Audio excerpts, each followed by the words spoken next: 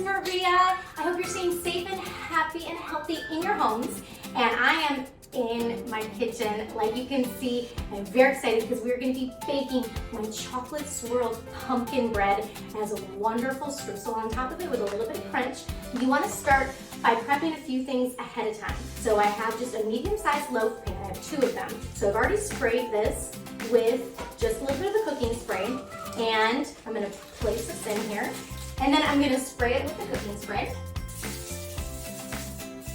So now for the dry ingredients, I have just some regular all-purpose flour. I have baking powder, baking soda, salt. I'm gonna pop that in here. If you don't have pumpkin pie spice, you can always just use some cinnamon. And then I have my sugar, so it's a little bit different than what you normally do when you cream your butter and sugar together. This is something you don't have to make in the stand mixer or with a hand mixer. This is simply with a whisk. You mix this all together, then just pop it in here and give it a good mix.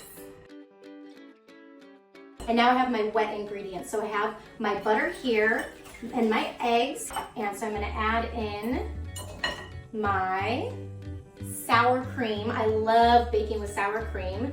And 1 cup of canned pumpkin. Put that in here, whisk this together, and then I'm gonna add in my eggs and the vanilla. Now I'm just going to mix the dry ingredients into the wet ingredients. I generally like to do the dry into the wet because I feel like it's a good way to make sure that I'm not over mixing, because you want this to stay nice and light and fluffy. I'm actually going to take half of this and put it back in this bowl because one is going to be chocolate and one is going to be just the plain pumpkin. And so for this, I always buy the big bars of chocolate and I just have them around because that's just who I am as a person. But if you don't have that and you have the chocolate chips, you could do that as well. I'm gonna add some cocoa powder. So I like to grab a sieve like this, and I actually put it in that way, and that's gonna get rid of any chunks, and then I'm gonna mix them together.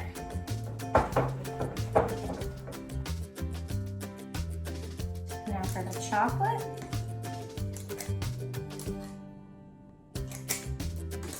And swirl it up.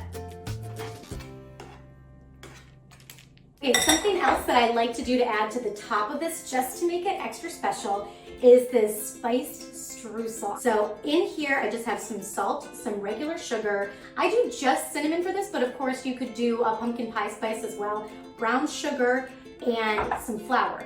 And now I have my butter. So this is just melted butter that's also cooled down. It's fine to see a little bit of flour, and it's fine to have those big chunks in there because you'll have those on the top of the loaves here, and oh my gosh, they are delicious. I just like to evenly distribute this between the 2 of them, and this is gonna create a decently thick layer, and it is to die for.